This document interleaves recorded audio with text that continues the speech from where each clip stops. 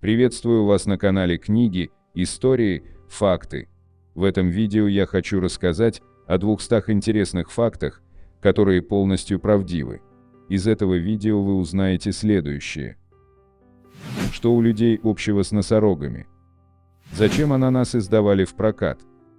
Почему золотых рыбок нельзя держать в маленьких круглых аквариумах? Как оказаться в числе 10% самых богатых людей мира? Сколько места занимает самый большой опенок в мире?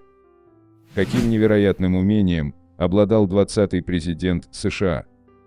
Какой шанс у человечества исчезнуть в ближайшие 10 тысяч лет? Зачем козы в Марокко лазят по деревьям? Почему людям с каждым годом все больше кажется, что небо уже не такое голубое, как прежде? Что было бы, если бы человек мог улавливать шумы ниже 20 Гц? Прошу вас подписаться, а также нажать на колокольчик и выбрать все уведомления. А если это видео вам понравится, прошу поставить лайк. Обращаю ваше внимание, что, как и всегда, в конце видео вас ждет очень интересный бонусный факт для всех досмотревших этот ролик до конца, который вам наверняка неизвестен. И помните, на канале Книги, Истории, Факты вы найдете самые интересные и правдивые факты на совершенно разные темы. Остерегайтесь подделок. Кроме того, несколько самых интересных, популярных, полезных и остроумных комментариев по теме этого видео мы обязательно разместим в заключении следующего ролика с указанием авторов комментариев. А в заключении этого видео мы разместим такие комментарии, которые зрители оставляли к предыдущему нашему ролику. Окружающий мир полон сюрпризов. И если вы считаете, что он уже ничем не сможет вас удивить, то сильно заблуждаетесь. Убедиться в этом поможет наша подборка из 200 интересных фактов. Некоторые из них звучат настолько странно, что можно принять их за фейк. Но мы ручаемся, что вся предоставленная информация на 100% правдива. Что ж, не будем затягивать, к делу. 1. Стеклянные шарики прыгучие резиновых. Если взять два шарика одинакового размера, один стеклянный, а другой резиновый, и бросить их на поверхность с равной высоты, то выше подпрыгнет стеклянный. Все дело в модуле упругости, более твердый объект при ударе теряет меньше энергии. Вопрос только в прочности. 2. Крупнейший производитель шин. Трудно поверить, но крупнейший производитель шин в мире компания Lego. Она производит 381 миллион единиц шин каждый год, что в среднем на 50% больше ведущих игроков индустрии. Правда, есть один нюанс. Шины Lego делает для своих игрушек, они имеют от 2 до 15 сантиметров в диаметре, так что для Goodyear или Michelin это все же не соперник. 3. Лобстеры были едой для бедняков. Сегодня за то, чтобы отведать лобстера, приходится отваливать кругленькую сумму. Но еще не так давно употреблять в пищу этих морских обитателей брезговали, они были уделом бедняков. Даже заключенных старались не кормить лобстерами часто, считалось, что это слишком суровое наказание. 4. Выбитый зуб может прирасти обратно. Принято считать, что с выбитым зубом придется попрощаться навсегда. На самом деле зуб может прирасти обратно к корню, нужно лишь оперативно вернуть и зафиксировать его в том же положении, в котором он находился изначально. Конечно же, без участия стоматолога тут не обойтись. 5. Каталоги IKEA популярнее Библии. Самая читаемая книга в мире Библия. Но компания IKEA могла бы легко потягаться с ней в популярности. На пике спроса в 2016 году было напечатано 200 миллионов ее каталога на 32 языках. В документальном фильме BBC отмечалось, что тогда каталог стал самой продаваемой книгой в мире, тираж которой превысил тираж Библии или Корана. Однако в 2020 году легенда ушла, IKEA прекратила выпуск печатного каталога, и теперь он распространяется только в цифровом виде. 6. У настоящего меда нет срока годности. Недавнее открытие археологов подтверждает этот факт. В частности, ученые нашли древнеегипетские сосуды возрастом около 3000 лет, в которых хранился мед. причем последний оказался не испорченным. 7. У пингвинов есть колени. Ноги пингвинов кажутся прямыми и короткими, что вроде бы подтверждается их походкой в развалочку. Но на самом деле у пингвинов есть колени, просто они надежно спрятаны под плотным слоем перьев. 8. Макдональдс – властелин игрушек. Это может прозвучать странно, но крупнейший в мире продавец детских игрушек – это Макдональдс. Все благодаря Happy Meal. Эти наборы, в которые входит игрушка, составляют 20% от общих продаж компании в 38 тысячах ресторанов по всему миру. 9. Облака тяжелые, даже очень. Если вы считаете, что фраза «ты легкая», словно облачко, это комплимент, то ошибаетесь. Облака довольно тяжелые штуковины. Исследователи Оксфорда и Геологической службы США вычислили плотность водяного пара в атмосфере, установили средний объем облака и узнали, что одна туча размером в кубический километр весит около 550 тонн. Потому что в облаках куда больше воды, чем вы думаете, а она немало весит. Не верите? Поднимите обычную, 19-литровую канистру с водой для офисного кулера. К счастью, облака все равно могут плавать в воздухе, потому что атмосфера под ними достаточно плотная, чтобы их поддерживать. 10. Деревьев на нашей планете больше, чем звезд в нашей галактике. По оценкам НАСА в галактике Млечного Пути находится от 100 до 400 миллиардов звезд, а вот деревьев на Земле по самым скромным подсчетам более 3 триллионов. 11. Арахис – это не орех. Арахис часто называют земляным орехом, однако это просто народное именование. Любой ботаник подтвердит, что арахис – это не что иное, как бобовая культура. И принадлежит она к тому же семейству растений, что и фасоль. 12. Удивительная история. От казней на гильотине веет чем-то дремучим и средневековым. Тем не менее, многие страны пользовались ей очень долго. Например, последняя экзекуция во Франции датируется 1977 годом. В этот же год в прокат вышел фильм «Звездные войны. Новая надежда». 13. Что у нас общего с носорогами? Носорожий рог – грозное оружие и предмет охоты браконьеров всех мастей. Тем удивительнее, что состоит рог вовсе не из костной ткани, а из кератина. Из этого же белка состоят человеческие ногти и волосы. 14. Комбинаций в карточной колоде больше, чем атомов на планете.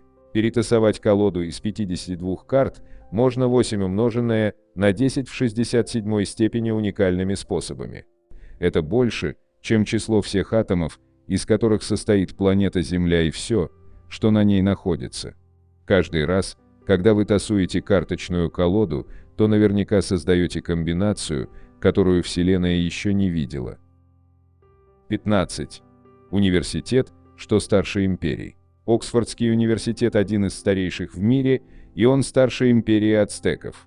Последняя берет начало с основания города Теночтитлан в 1325 году, тогда как в Оксфорде учили студентов уже в 1096. 16. Животные без пупка. Кому-то это покажется очевидным, но для других станет откровением. У животных, которые откладывают яйца, отсутствует пупок. Такой природный механизм им просто без надобности. 17. Язык тяжелее слона. Синий кит – самое большое животное на планете. Чтобы осознать его размеры, достаточно знать, что один язык синего кита весит больше, чем большинство африканских слонов. 18. Тигры полосатые не только снаружи. Попытаться побрить тигра не самая лучшая идея. Но если бы у вас получилось, то вы бы с удивлением обнаружили, что полосатая у большой кошки не только шкура, но и сама кожа. 19. День на Венере длиннее, чем год.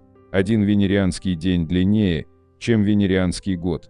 Такая странность возникла из-за особенностей движения планеты. Оборачивается вокруг Солнца Венера быстрее, чем вокруг собственной оси. 20. Мамонты и пирамиды. Во времена активного строительства египетских пирамид на планете все еще можно было встретить живого шерстистого мамонта. Последние из них обитали на острове Врангеля и вымерли 4000 лет назад.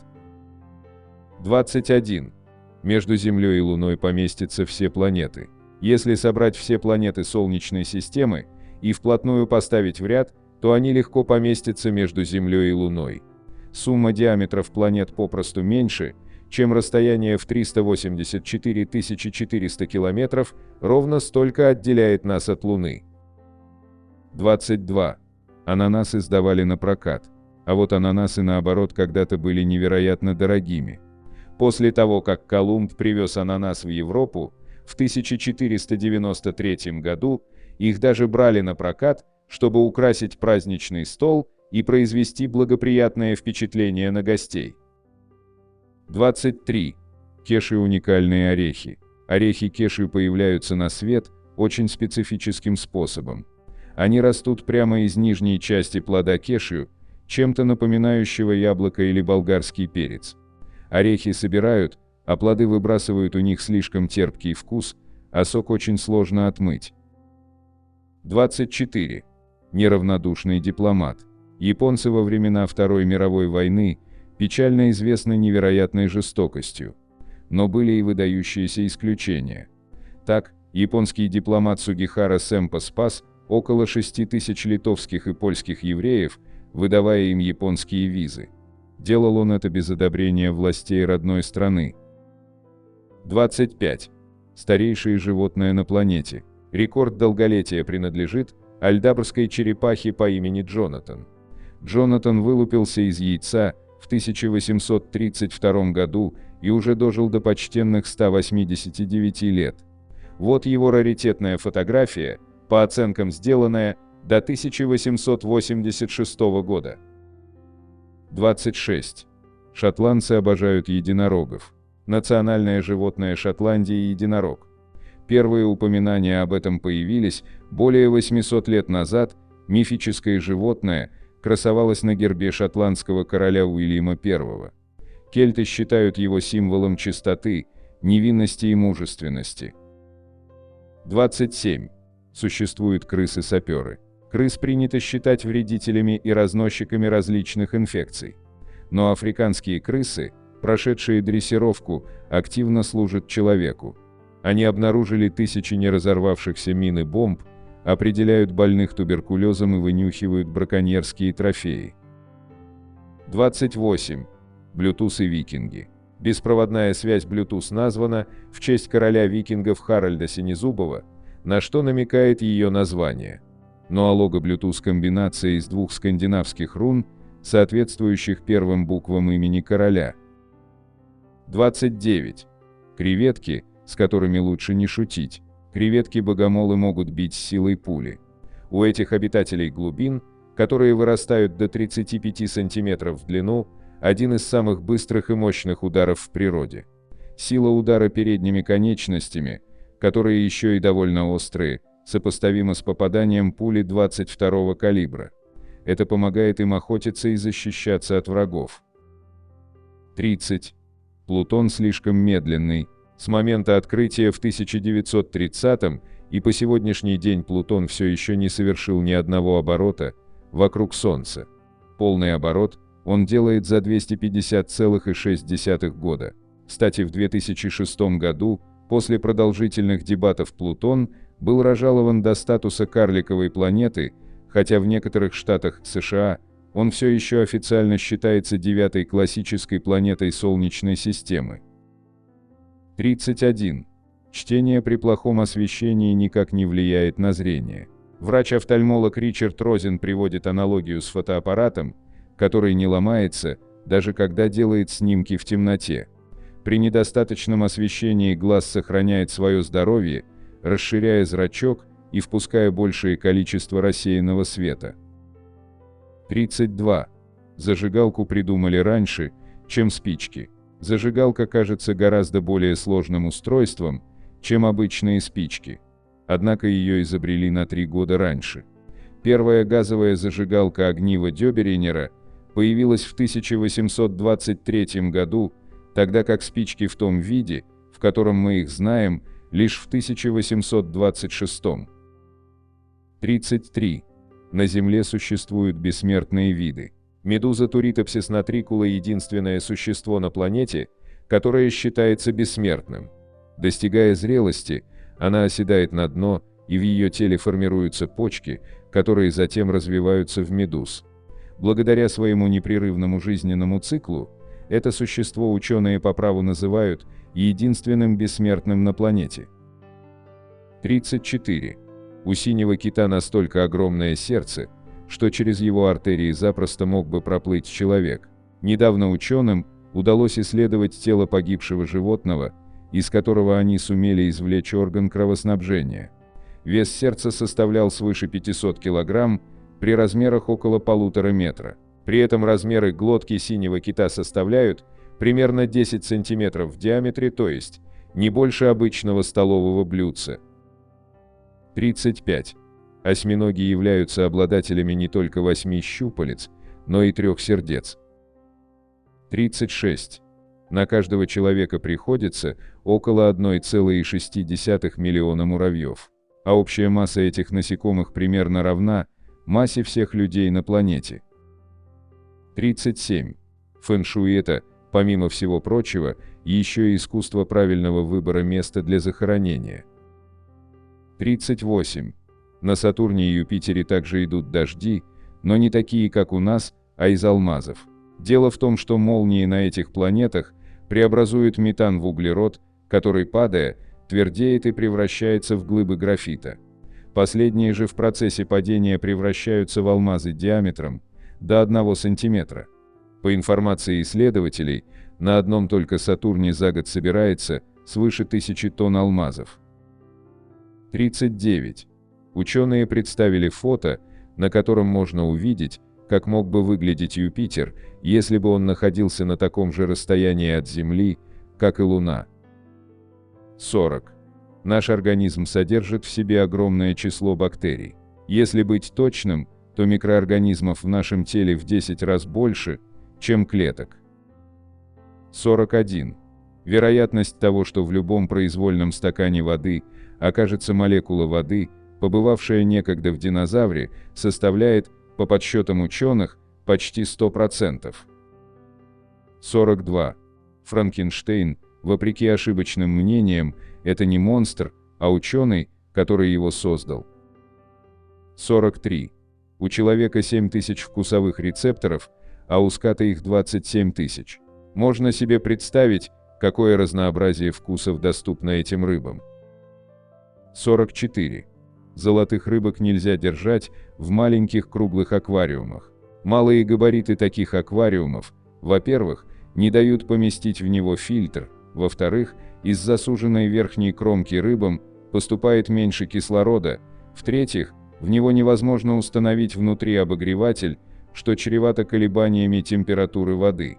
Все это приводит обитателей аквариума к стрессу, а он в свою очередь может снизить иммунитет рыбы, ухудшить ее здоровье и даже довести ее до смерти. 45. Греческого Деда Мороза на самом деле зовут Василий. Новогодний волшебник получил это имя от православного греческого святого Василия Великого. 46. Только индийского слона можно выдрессировать. Африканского же приручить невозможно. 47. На этом фото можно увидеть, чем отличается горящая свеча в обычных условиях на Земле слева и в невесомости справа. 48. Нейробиологи установили, что недосып искажает восприятие эмоций, из-за чего люди могут интерпретировать нейтральное или доброжелательное выражение лица как агрессивное или опасное. 49. Волчье перемирие. Война – это бедствие не только для людей, но и для животных. Во время Первой мировой войны, в феврале 1917 года, большие стаи волков в поисках пропитания стали мигрировать из лесов Литвы и Волыни во внутренние районы Германии. Миграция проходила через линию фронта, и солдаты были вынуждены вместе отбиваться от кровожадных хищников. В репортаже New York Times за июль 1917 года описывается, как это было в районе Ковна-Вильна-Минск. Волков пытались уничтожить с помощью яда, винтовок, гранат и даже пулеметов. Но все было безрезультатно. Волки, в России они невиданно большие и сильные, были безумно голодными и не обращали внимания на опасность. На месте убитых русскими и немецкими войсками тотчас появлялись новые стаи.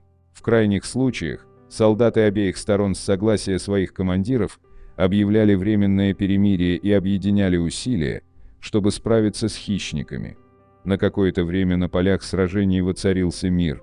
Волков постепенно окружили и в конечном счете перебили несколько сотен животных. Другие разбежались во всех направлениях, спасаясь от бойни. 50. Эрфуртское болото. В средневековье Европе в городах с канализацией было не очень. Точнее, ее не было совсем. Вместо этого все нечистоты и отходы выбрасывали и сливали прямо на улицы. А в богатых домах делали выгребные ямы прямо под полом. И это никого не смущало, потому что воняло в то время примерно все. Дома, улицы, реки и сами люди. В 1184 году император Священной Римской империи Генрих VI захотел урегулировать конфликт между своими подданными. Людовиком III, ландграфом Тюрингии и архиепископом Конрадом Майнцским. Он решил собрать всех на сейме в Эрфурте, в церкви Святого Петра. Все гости, а именно несколько десятков дворян, рыцари и их прислуга, собрались в одной из комнат над выгребной ямой. Внезапно балки не выдержали, и вся знать упала в заполненный нечистотами подвал.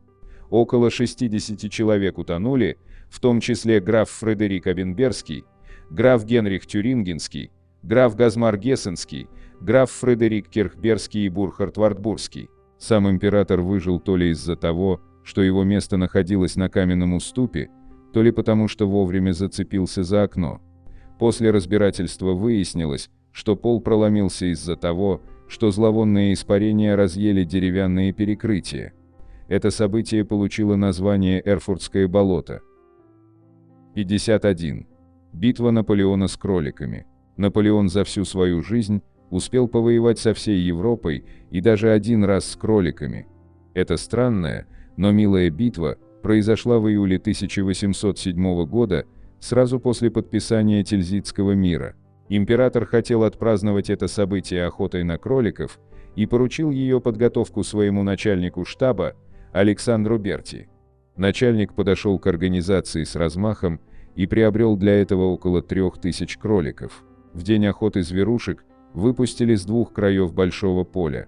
Но вместо того, чтобы хаотично и испуганно бегать на радость охотникам, они сбились в два отряда и стали брать участников охоты в клещи. Сначала всем было смешно, но потом, когда кролики стали кидаться под ноги и запрыгивать на людей, как-то не очень. Охотники отбивались от кроликов чем могли, но они не останавливались. В итоге Наполеон, признав свое поражение, отступил на конном экипаже. Почему же кролики напали на людей? Да все просто. Вместо диких зайцев, которые боятся людей и убегают куда глаза глядят, Берти закупил домашних кроликов, привыкших к людям. Поэтому, как только зверушки увидели людей, тут же ринулись к ним в надежде, что их покормят. 52. Покушение на Теодора Рузвельта. За свою жизнь 26-й президент США Теодор Рузвельт пережил 2 покушения. Причем первое было настолько эпичным, будто бы его снимал Квентин Тарантино. В 1911 году Рузвельт решил бороться за 3-й президентский срок и начал предвыборную кампанию. 14 октября 1912 года он собирался выступить с программной речью перед толпой в Милуоки. Но возле отеля «Гипатрик» на него совершили покушение. Джон Шренк, психически больной анархист, выстрелил ему в грудь из револьвера с 3 метров. Шренка сразу же сбили с ног и выхватили у него револьвер. Толпа хотела растерзать убийцу на месте, но Рузвельт крикнул «Не трогайте человека». Люди, увидев, что с политиком все хорошо, пропустили полицейских, а те скрутили стрелка. Рузвельт спросил у Шренка, зачем он это сделал. Но не дождавшись ответа, попросил офицеров взять Шренка под свой контроль и проследить, чтобы к нему не применили насилие. Пуля не ранила его серьезно, но пробила 50-страничную речь, футляр очков и вошла в грудь на 76 мм. Рузвельт прокашлялся в платок, отметил, что крови нет, а значит, легкое не пробито, и начал свою речь на 1,5 часа. При этом на всем ее протяжении кровь растекалась по рубашке, повергая слушателей в шок и восхищение перед оратором. «Дамы и господа, не знаю, понимаете ли вы, что в меня только что стреляли, но лося так просто не убьешь». Лось был символом прогрессивной партии, которую Рузвельт организовал и представлял в то время. После выступления Рузвельт отправился в больницу, где не стали извлекать пулю, потому что это было опасно. И он ходил с ней до конца жизни. 53. В Средневековье европейцы ели мумий. Зачем? Как лекарство от всех болезней, по советам аптекарей и врачей. Началось все задолго до Средневековья. Арабские и персидские врачи в древности верили, что природный битум, или мум, может лечить переломы, язвы и абсцессы. В VII веке врач Ибн Битар писал, что этого вещества очень много в Египте, где оно сходит с гор к берегам рек и пахнет дегтем. А еще, по его словам, мум можно было найти в черепах и желудках египетских мумий. К XIII веку эти знания распространились по Европе, но из-за какой-то ошибки в переводе лекарством стали считать не природный битум, а сами мумии. Их продавали в виде порошка, кусками и целиком. В XVI веке уже был огромный рынок высушенных тел. Их добывали в Египте, везли продавать купцам в Каир, а те уже продавали мумии в Европе. Причем мумии частенько подделывали, тела недавно умерших людей покрывали природным битумом, высушивали под солнцем и продавали. Только к концу XVII века большинство врачей признали такое лечение шарлатанством. 54. Половина всего ядерного арсенала США находится внутри 14 подводных лодок. Сейчас ВМС США работают над созданием серии атомных подводных лодок с баллистическими ракетами ПЛАРП в количестве 12 штук, которые должны заменить 14 устаревших действующих подводных лодок класса Огайо. 55. Орлы охотятся на горных козлов, бросая их с обрыва. Вообще орел старается лишить жизни свою жертву любым быстрым способом, но если ему это не удается, то он просто сбрасывает ее со скалы. 56. Эми Ван Дайкен, шестикратная олимпийская чемпионка по плаванию, страдала астмой с детских лет. Плаванием будущая чемпионка стала заниматься в раннем возрасте по совету врача, чтобы укрепить легкие для предотвращения астматических приступов. 57.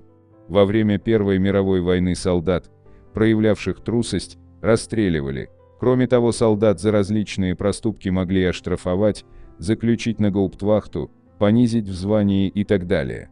А еще солдат пороли, но эта мера наказания присутствовала исключительно в русской армии. Лидером же расстрельного списка стала Австро-Венгрия, где было вынесено 1175 приговоров, приведено в исполнение 1148. 58. Первая известная доставка пиццы была произведена королю и королеве в Италии в 1889 году. В 1889 году итальянская королева Маргарита Савойская находилась в Неаполе. Присытившись изысканной едой, венценосная особа пожелала попробовать лепешки, которые ели местные жители. Они ей настолько понравились, что она заказала самому известному в Неаполе мастеру по изготовлению пиц сделать ей пиццы с разными начинками. Королева была в таком восторге от пиццы с помидорами, моцареллой и базиликом, что написала благодарственное письмо повару. Он был так горд этим, что назвал пиццу в честь королевы Маргарита, которая стала известна на весь мир. 59. Pixar добавляет имя каждого ребенка, родившегося в команде в процессе создания фильмов, в список участников в конце фильма. Их еще называют производственными детьми. Традиция размещать список таких детей в титрах появилась в мультфильмах и распространена в основном в этом жанре. 60. До убийства эрцгерцог Фердинанд планировал федерализацию Австрии. Австрийский эрцгерцог, наследник престола, Франц Фердинанд был убит 28 июня 1914 года в городе Сараево, Босния, членами сербской молодежной революционной организации. Жертва теракта была выбрана не случайно. Франц Фердинанд в политике был жестким реалистом. Он еще в 1906 году составил план преобразования дуалистической монархии. Этот проект в случае его осуществления мог продлить жизнь Австро-Венгерской империи, снизив градус межнациональных противоречий. К тому же Франц Фердинанд выступал категорически против превентивной войны с Сербией и конфликта с Россией, поскольку это было бы губительно как для России, так и для Австро-Венгрии. Его устранение развязывало руки так называемой партии войны. 61. В 1980-х годах Нью-Йоркский метрополитен был самым опасным метрополитеном в мире. Каждую неделю здесь совершалось 250 преступлений различной степени тяжести. Очень красноречиво нью-йоркское метро 80-х описал британский писатель и путешественник Пол Терру, по заданию Нью-Йорк Таймс катавшийся по разным направлениям целыми днями, чтобы проникнуться атмосферой подземки. Вот лишь некоторые из его впечатлений. Все исписано, размалевано, подземка испакощена вандалами из конца в конец, воняет в ней так, что хочется надеть на нос прищепку, а шум в буквальном смысле рвет барабанные перепонки, а как там с безопасностью? Спросите любого, и он скажет, что каждый день в метро происходит в среднем по 2 убийства. 62. Бегемоты любят лизать крокодилов. Ученые до конца не выяснили причины такого поведения, но не исключено, что бегемотам нравится находиться рядом с этими кровожадными хищниками. Но почему крокодилы терпят такую наглость? Во-первых, бегемоты сильнее, а во-вторых, они вегетарианцы, поэтому крокодилы делают вид, что им все равно. 63. Королева Виктория использовала одно курительное запрещенное вещество, чтобы справиться с менструальной болью. Это запрещенное вещество издавна использовалось для облегчения болезненных менструальных спазмов. Подобное фитолечение было распространено по всему миру. А учитывая, что личным врачом королевы Виктории был известный популяризатор этого запрещенного вещества Уильям О'Шанесси, этот факт скорее всего не выдумка. 64. НАСА разрабатывает космический корабль, который будет уничтожать астероиды с помощью ядерных взрывов. Основным предназначением этих кораблей будет уничтожение опасных околоземных астероидов гиперзвуковыми или ядерными боезарядами.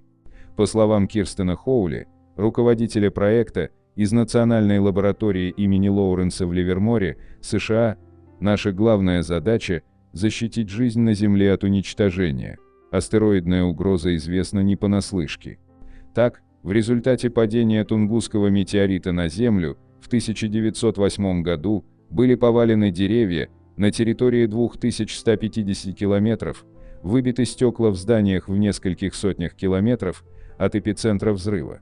По данным американского космического ведомства НАСА, известно о 5000 потенциально опасных астероидов размером до 100 метров. Общее же число более мелких камней оценивается в несколько десятков тысяч. 65.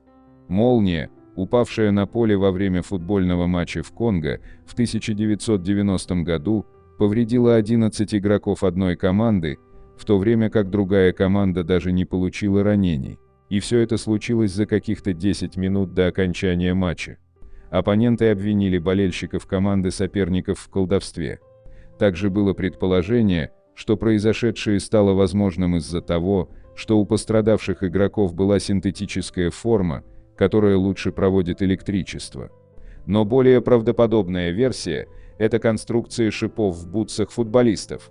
У пострадавшей команды шипы в бутсах были металлические, тогда как у невредимой команды спортобувь имела резиновые шипы. Но есть и много сомневающихся в том, что подобное случилось на самом деле и не было хорошо разыгранным спектаклем. Кстати, в сети распространен миф о том, что при ударе молнии погибли все 11 игроков. Но это скорее всего миф. Во-первых, в результате удара молнии по футбольному полю пострадало только несколько игроков. Во-вторых, Несмотря на официальность футбольной встречи, об этом инциденте ни в одном официальном спортивном источнике, как о ЧП, не сообщается. 66. 19% выпускников средней школы в США не могут читать выше базового уровня. Более того, более 20% взрослых в США с огромным трудом пишут.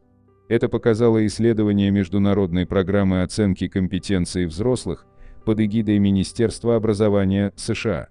И речь идет не только о мигрантах, а и о коренных американцах, носителях языка с рождения. 67. Чтобы войти в число 10% самых богатых в мире, вам нужно всего $93 170. Это если верить отчету Global Wealth Report от научно-исследовательского института Credit Suisse за 2018 год. Институт определяет чистую стоимость или богатство как стоимость финансовых активов плюс реальные активы, главным образом жилье, которыми владеют домашние хозяйства, за вычетом их долгов. 68. В Древней Греции и Риме считалось, что базилик может расти только тогда, когда люди ругаются и кричат при его посадке. В Древнем Египте базилик использовали при мумифицировании. Венки из базилика были найдены в пирамидах. А вот в Древней Греции его называли царской травой.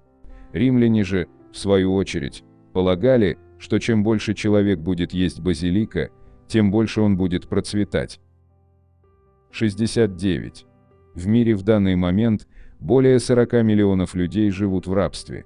Некоммерческая организация Walk Free в прошлом году представила обновленные данные по количеству порабощенных людей в мире. По оценкам организации, их насчитывается около 40,3 миллиона человек. 70. В 1977 году средняя продолжительность жизни в Камбодже составляла всего 18,91 года. Да, по историческим меркам, это было совсем недавно. Сегодня эта цифра, конечно, гораздо больше. 71. Летаргический энцефалит, также известный как сонная болезнь, представляет собой заболевание, при котором пациент находится в сознании, но не бодрствует. Люди в таком состоянии неподвижны, бесчувственны, безмолвны и лишены общей связи с жизнью. 72. Когда-то считалось, что дети в возрасте до 15 месяцев не чувствуют боли, поэтому врачи проводили операции на младенцах, не давая им анестезии. Также им вводили мышечные релаксанты, чтобы дети не извивались. Как оказалось в последующем, младенцы извивались от боли. Причем, не поверите, это происходило совсем недавно, да и еще где, в 1980-х годах в США, где уровень медицины к тому времени был уже очень и очень высок. Но главное, эта практика в мире уже закончилась к концу 1970-х. Тем не менее, по каким-то причинам в клиниках США врачи не давали детям анестезию в 80-е. 73. В среднем ежедневно в США пропадают без вести более 2000 детей. И кто сказал, что это страна мира и спокойствия? Согласно статистике, пропадает в среднем по 300 человек в день, более 120 тысяч человек в год. 59 тысяч человек взрослые мужчины, 38 тысяч человек женщины и 23 тысячи дети.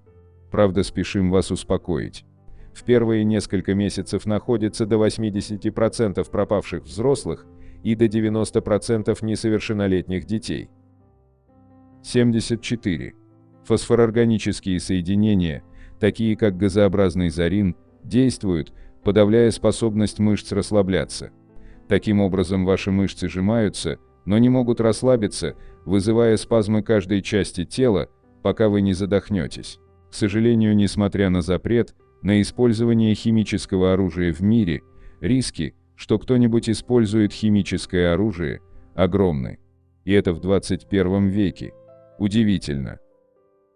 75. Почти 10% убийств остаются нераскрытыми. Недавно эта цифра была еще ужасней — 33,1%. Следственному комитету РФ в последние годы удается сокращать число убийств, которые остаются нераскрытыми. Убийства, произошедшие с 1990 по 2000 год.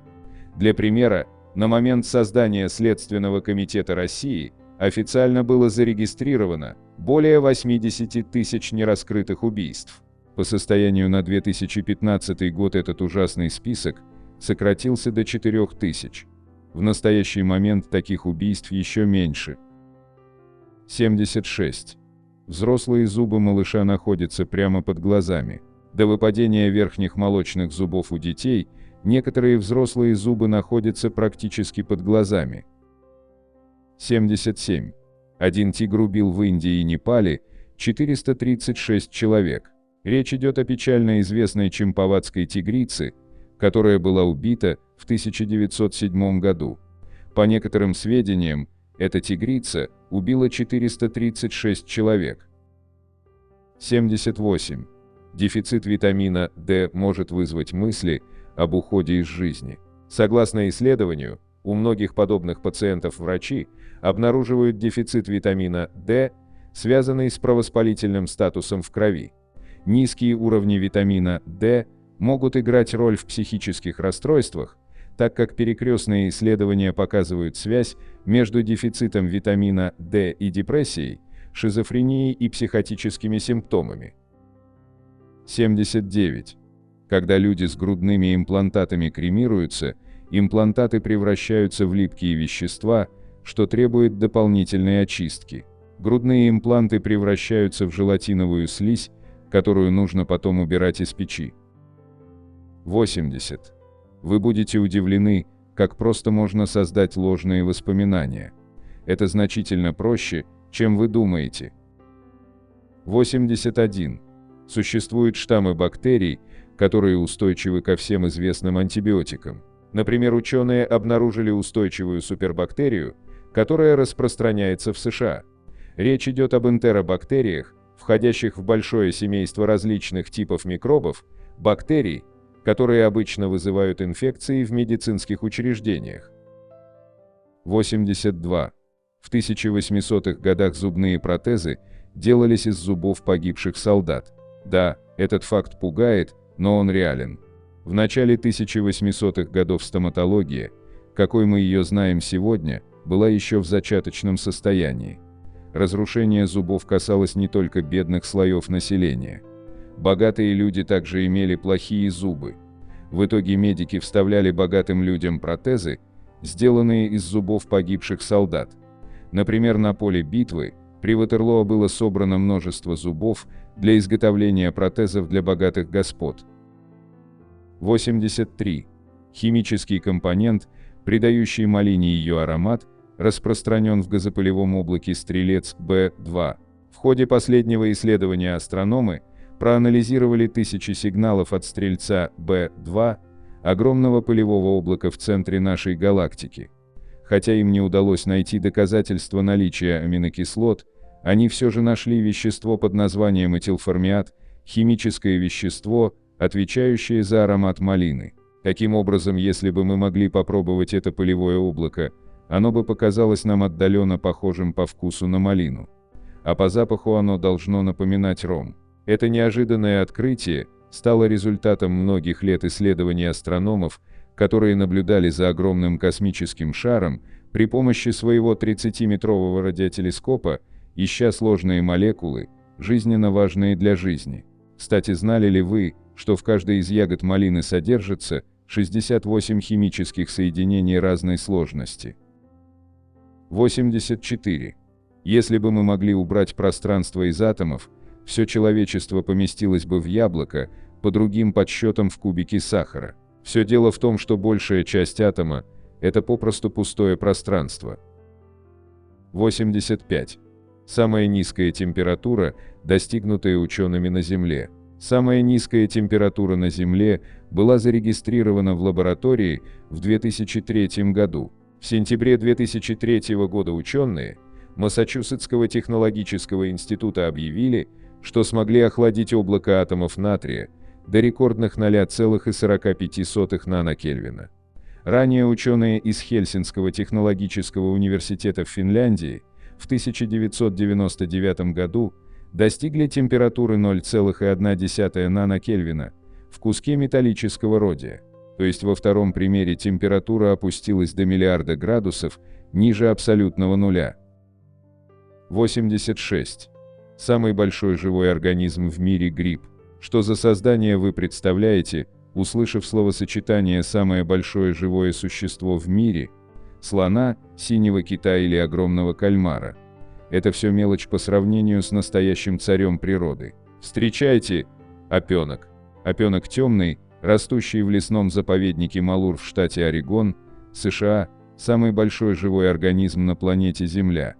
Плодовые тела гриба, те самые шляпки на ножках, это всего лишь наружные половые органы, разбрасывающие споры для размножения. Сам гриб скрывается под землей.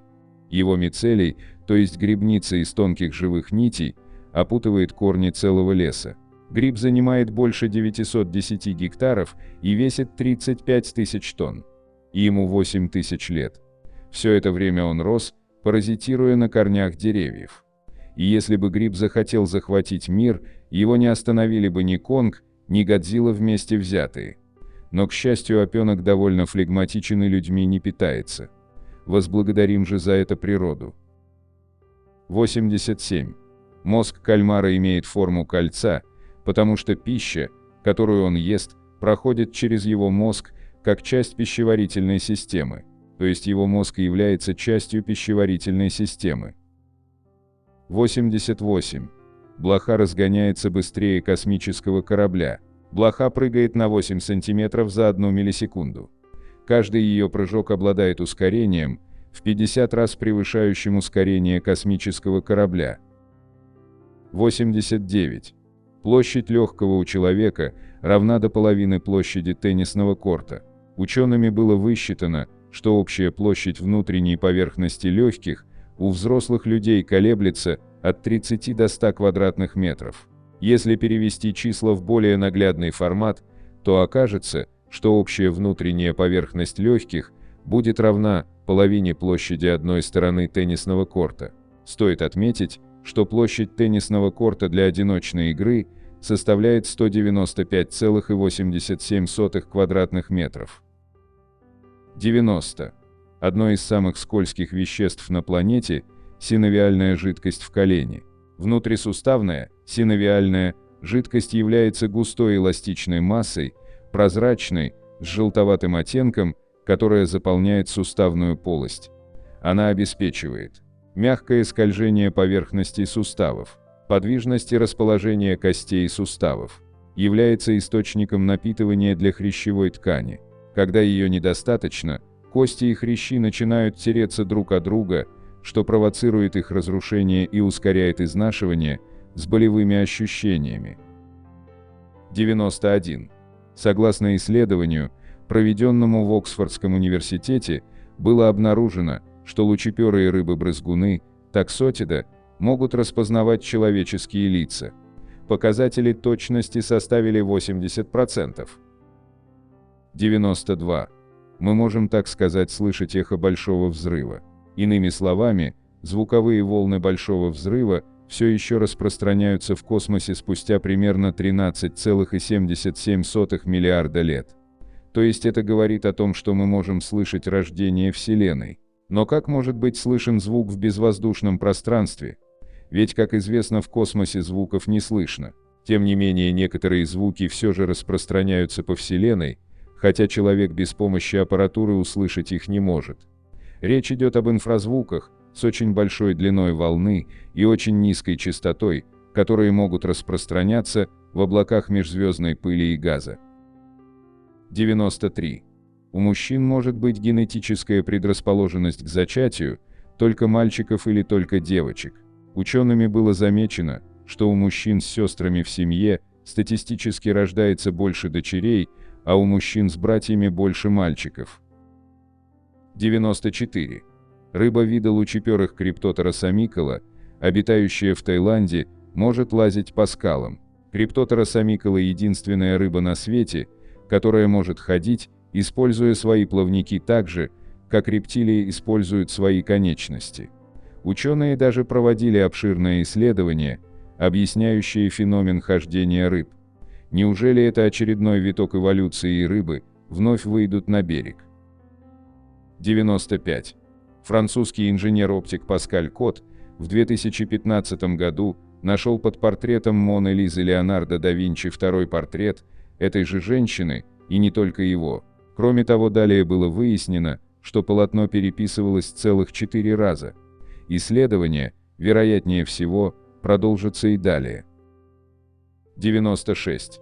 Тесная дружба, которую устанавливают между собой самцы шимпанзе, помогает снизить уровень стресса в повседневной жизни и в конфликтных ситуациях. Это выяснила группа приматологов из Института эволюционной антропологии Макса Планка. 97.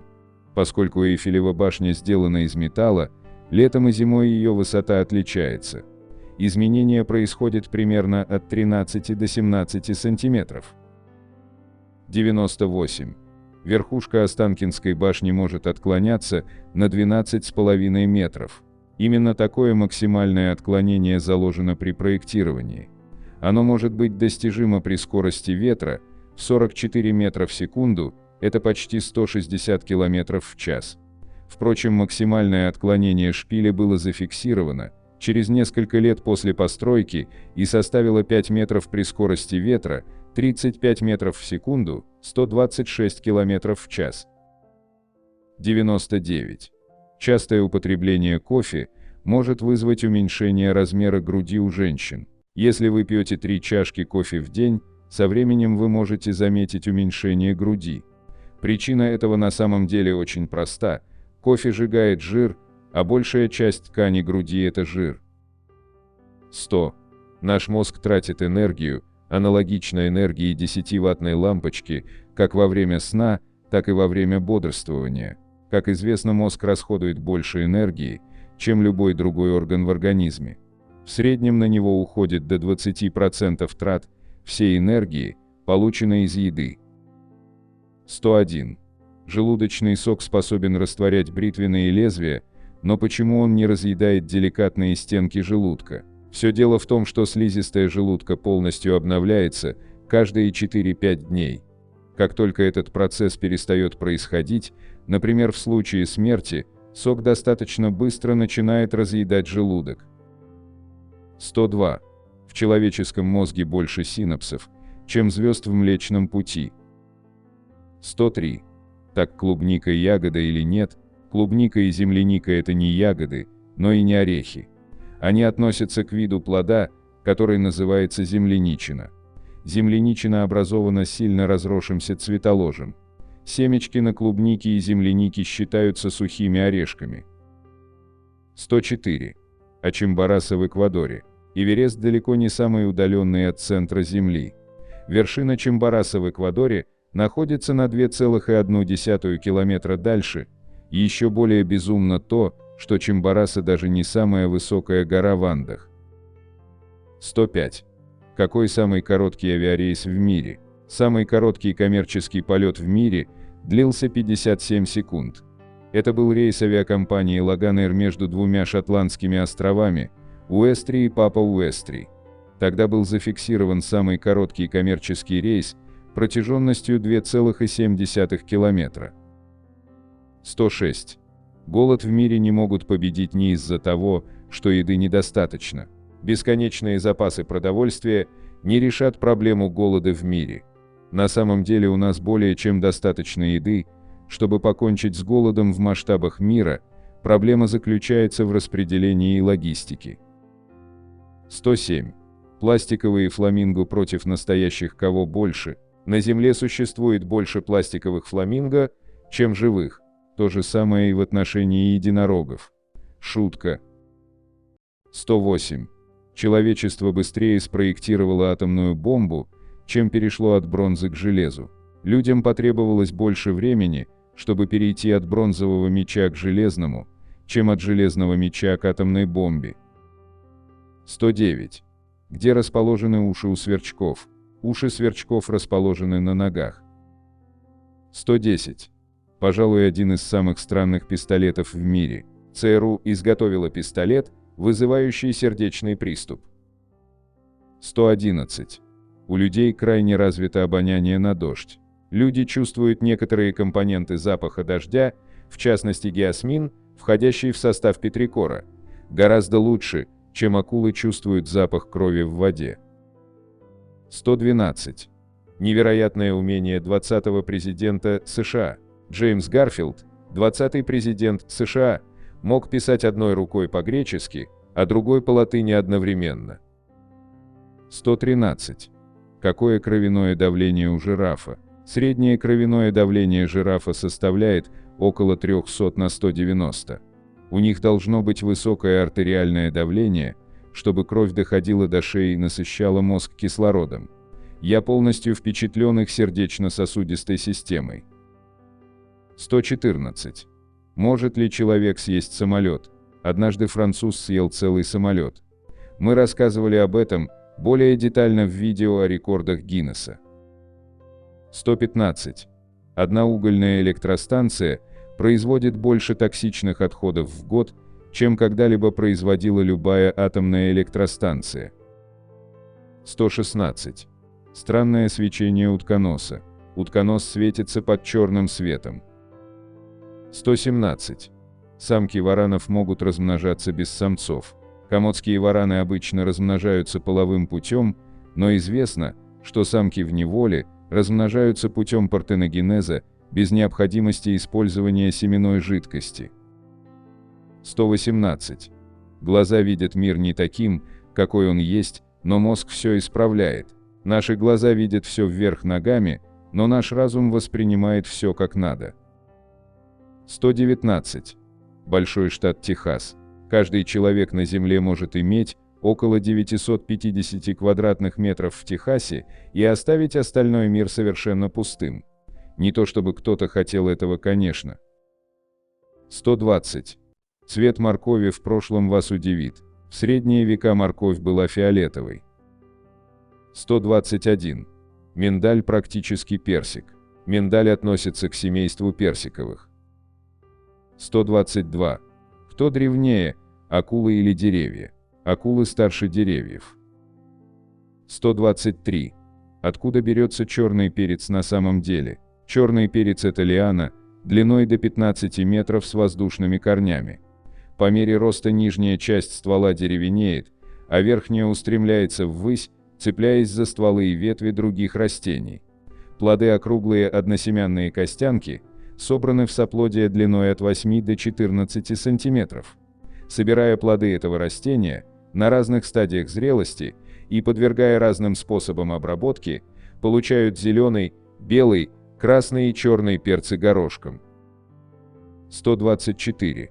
Различает ли мозг реальное и нереальное? Ваш мозг не может на самом деле отличить воображение от реальности. 125. Какой шанс у человечества исчезнуть в ближайшие 10 тысяч лет? Согласно аргументу судного дня, теореме о конце света, существует 95% вероятность того, что в ближайшие 9120 лет человеческая цивилизация вымрет. 126. Что знаменует собой фильм «Кто подставил кролика Роджера»?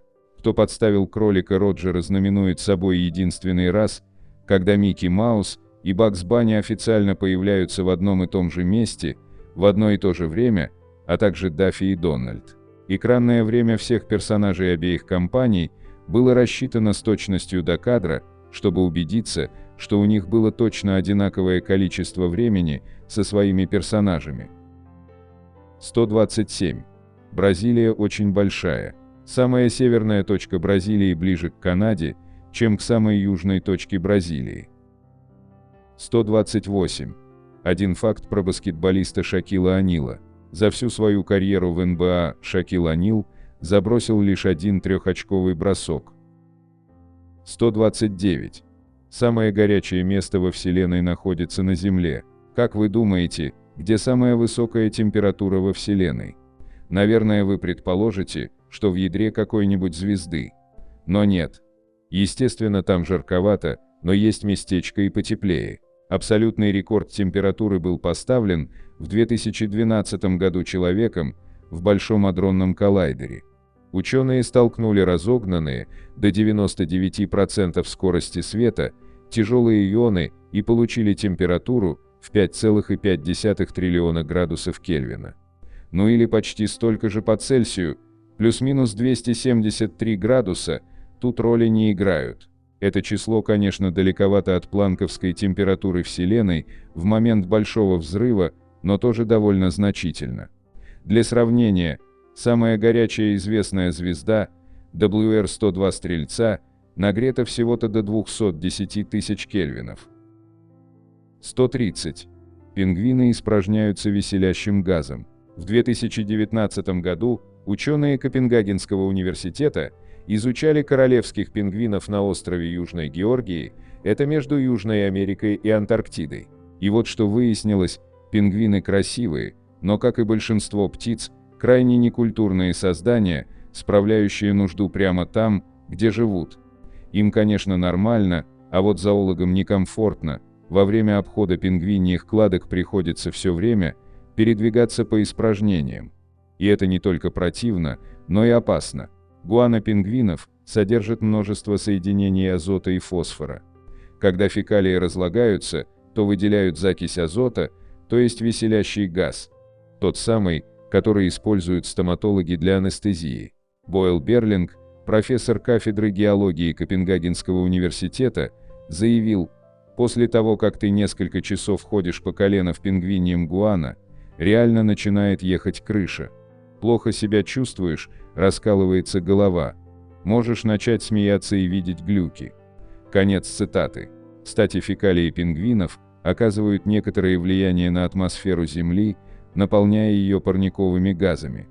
Выбросы азота от одной колонии этих птиц в 100 раз сильнее, чем от сельскохозяйственного поля, обработанного азотными удобрениями.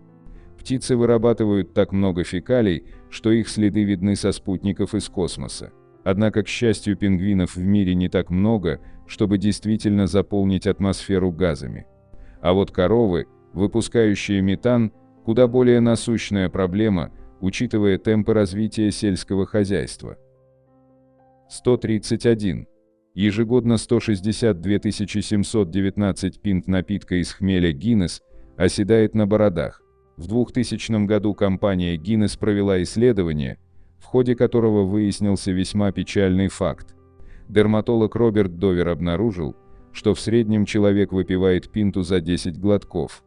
Если у него имеются усы и борода, на них оседает примерно 0,56 мл напитка. Вычислив среднюю плотность усов и бород и сопоставив ее с количеством небритых мужчин, а также с продажами напитка, Довер установил, что бородачи Великобритании теряют в год до 162 719 пинт напитка Гиннес, которое бесславно остается у них над губой и в бороде. Это стоит модникам примерно 423 070 фунтов стерлингов ежегодно, или примерно 536 тысяч долларов по курсу на время проведения исследования. Мораль проста: если хотите пить больше этого напитка, брейтесь. Но помните, это вредит вашему здоровью. 132. С точки зрения католической церкви капибара рыба. Милая зверюшка на снимке капибара, родственник морской свинки. Происходит из Южной Америки. Это дружелюбные создания, которых держат по всему миру как домашних питомцев, а также иногда выращивают ради мяса и шкур. В XVI веке католическая церковь признала мясо этих млекопитающих дозволенным к употреблению во время Великого Поста. Логика была простая: капибара живет в воде, значит близка к рыбам, а рыбу в пост есть можно. Особенно часто капибар едят в Венесуэле. 133. Банан – это ягода. С ботанической точки зрения банан является ягодой, многосеменной и толстокожей. У культурных форм часто отсутствуют семена, ненужные при вегетативном размножении. 134. Черепаха реки Мэри в Австралии умеет дышать через задний проход. Илусар мэкрурус, или черепаха реки Мэри, это эндемический вид короткошеих черепах, обитающих в Австралии. Рептилии эти довольно крупные, их размер достигает 50 сантиметров. На головах и панцире у них часто вырастают водоросли, что помогает маскироваться, поэтому их еще часто называют зеленоволосыми черепахами. Но самая удивительная особенность Илусар Мэкрурус – способность поглощать кислород через клоаку, то есть задний проход.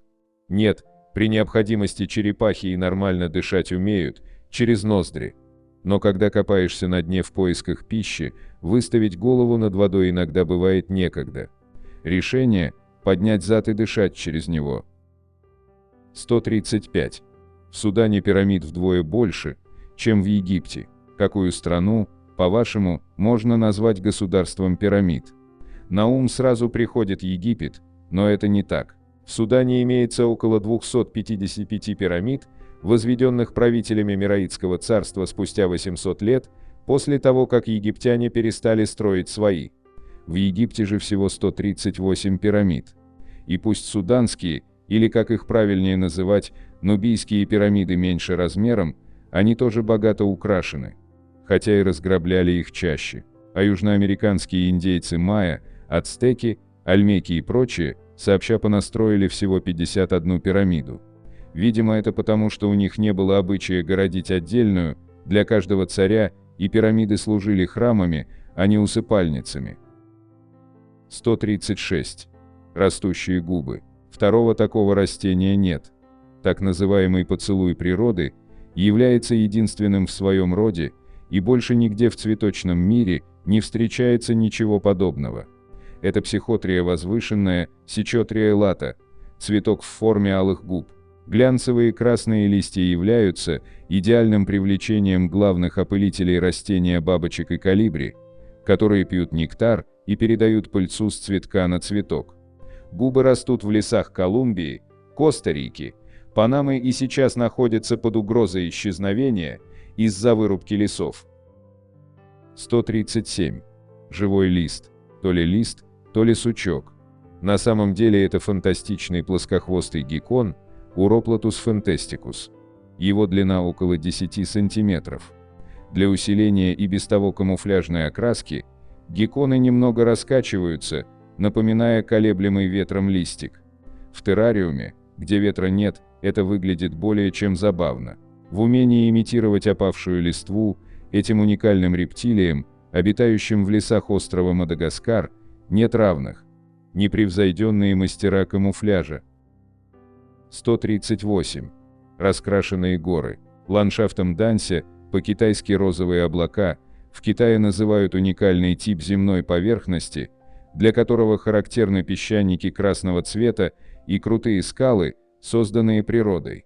Разноцветные горы в Китае сформировались из песчаников красного цвета и конгломератов мелового периода, период от примерно 120 миллионов лет назад до примерно 65 миллионов лет назад. Они хранят в себе множество окаменелостей динозавров и останков растений того периода.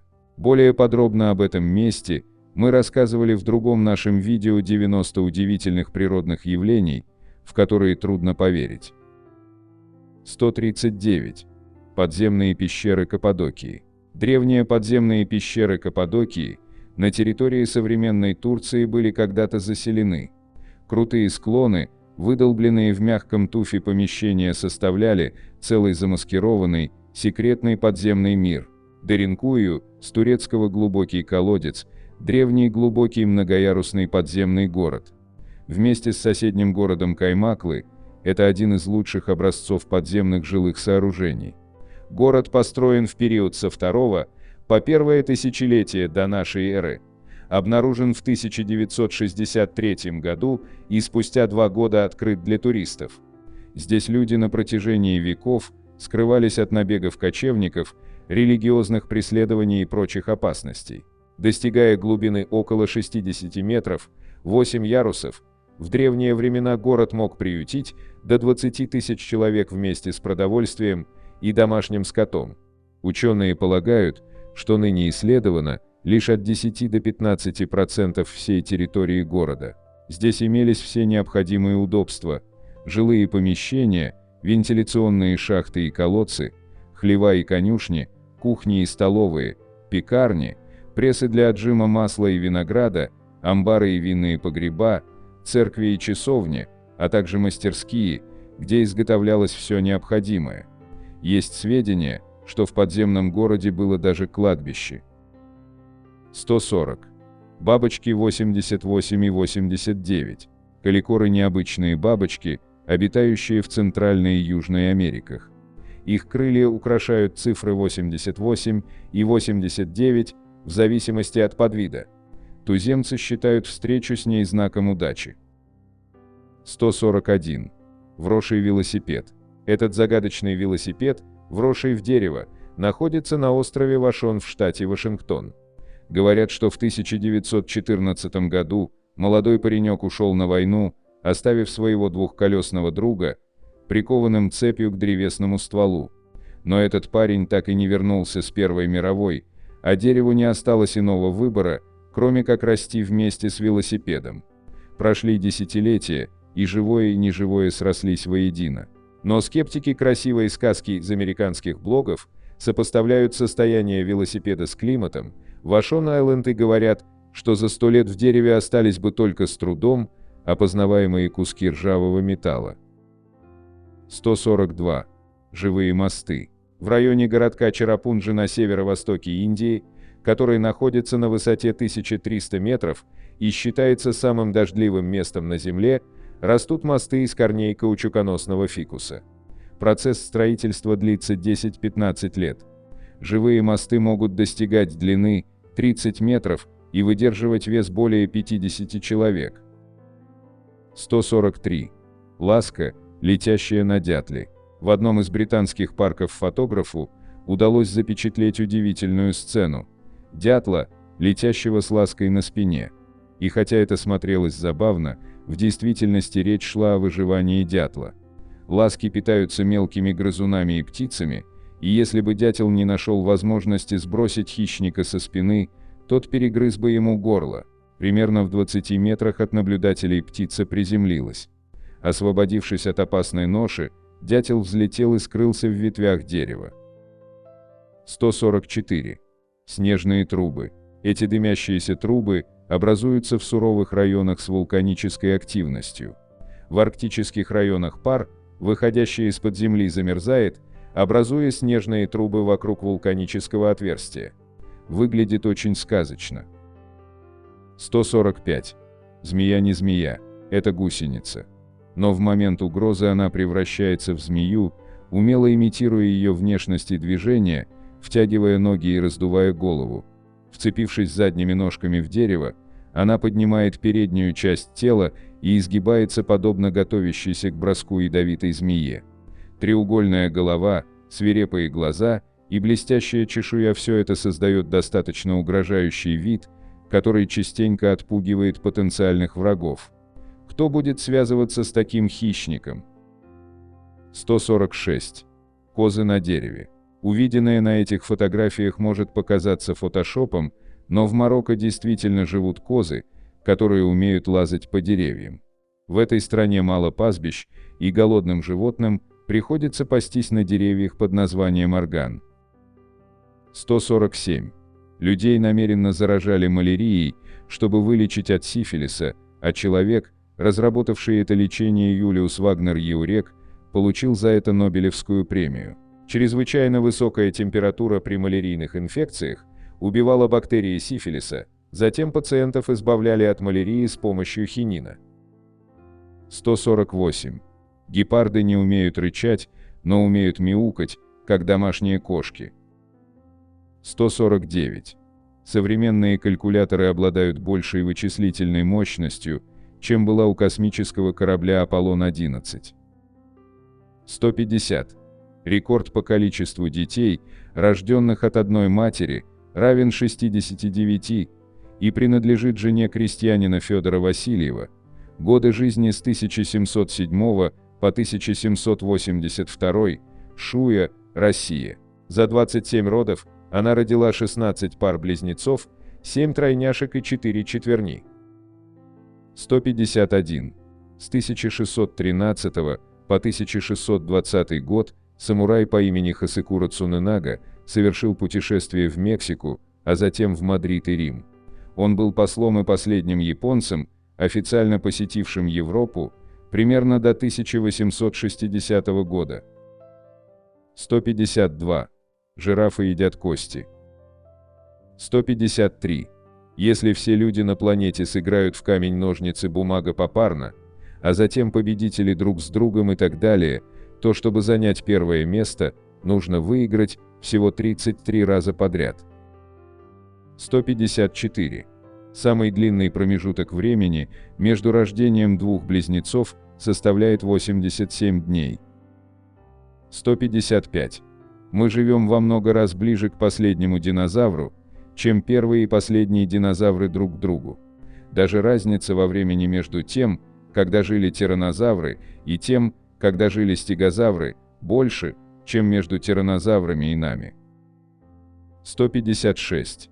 Когда впервые измеряли высоту Эвереста, она составила ровно 29 тысяч футов. Было сообщено о 29 тысячах двух, потому что точно 29 тысяч звучали неправдоподобно. В метрах такой проблемы не было. 157.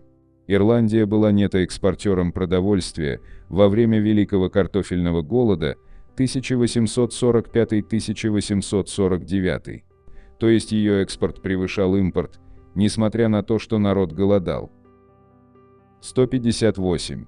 Во время Второй мировой в Великобритании убрали все дорожные знаки, чтобы при возможном вторжении вражеские войска потерялись. 159. Однажды Мао Цзэдун увидел, как воробей клюет зерно. В целях сохранения урожаев зерна в Китае была развернута кампания по истреблению воробьев. Китайские военные и население уничтожили всех воробьев, которых смогли найти. Но дело в том, что воробьи питаются в основном насекомыми, а не зерном. Популяция саранчи резко возросла, урожаи упали, и это привело к голоду. 160. За последние 3000 лет было всего 268 лет, когда в мире не было войн. 161. Во время Второй мировой войны при изготовлении ракет Фау-2 погибло больше людей, чем при использовании их в военных действиях.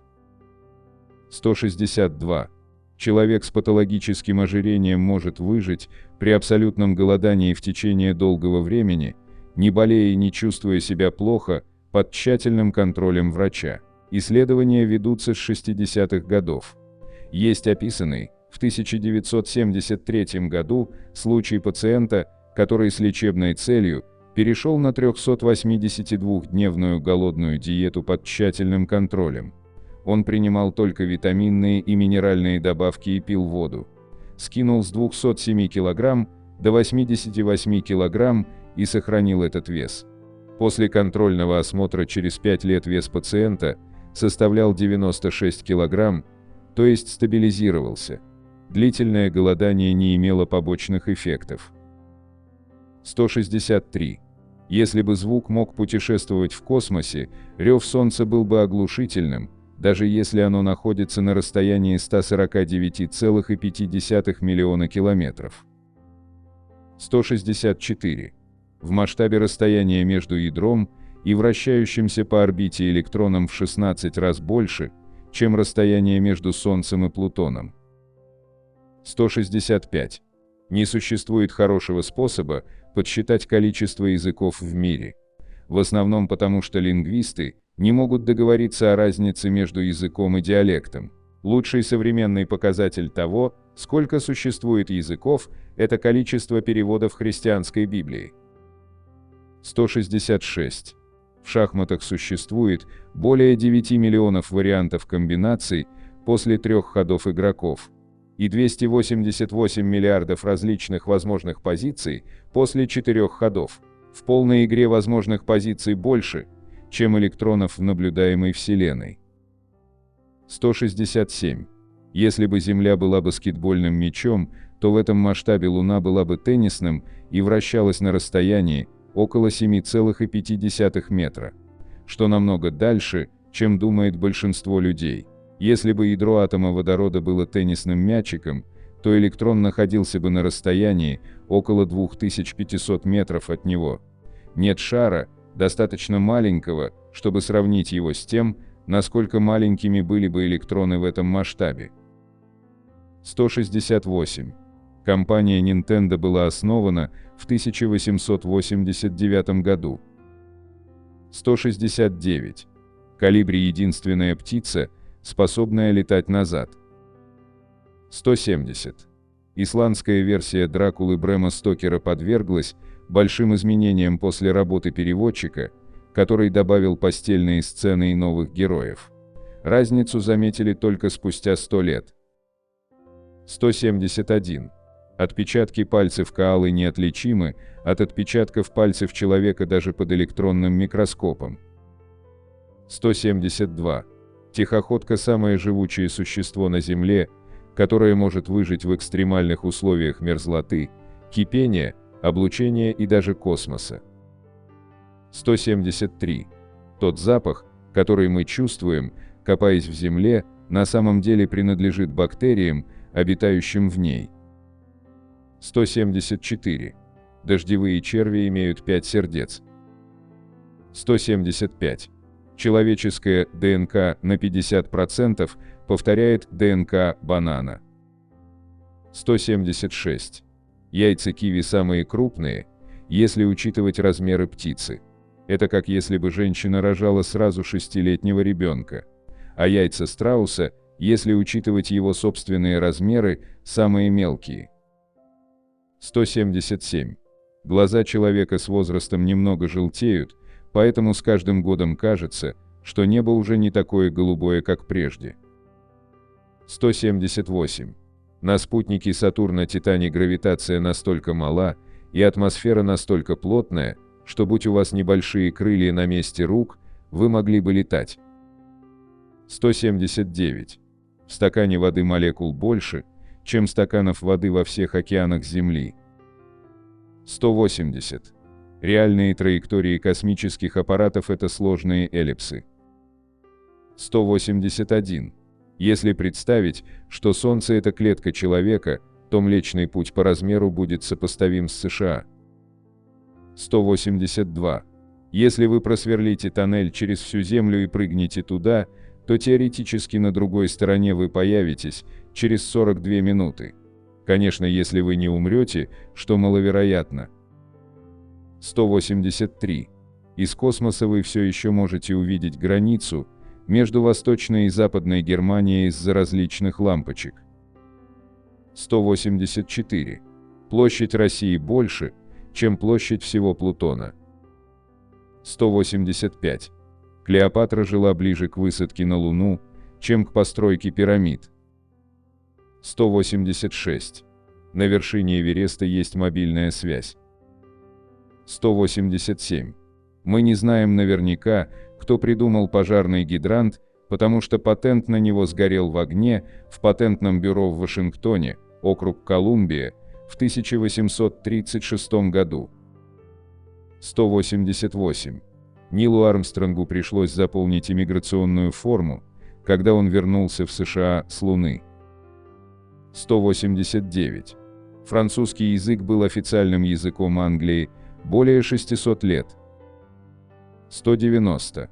Безумный римский император Калигула однажды принял решение объявить войну богу морей Посейдону, после чего приказал своим солдатам беспорядочно бросать свои копья в воду.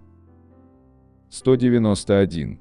Каждые 2 минуты мы снимаем больше фотографий, чем все человечество сняло за весь XIX век. 192. Когда была основана кинокомпания Warner Bros., Османская империя еще существовала. 193.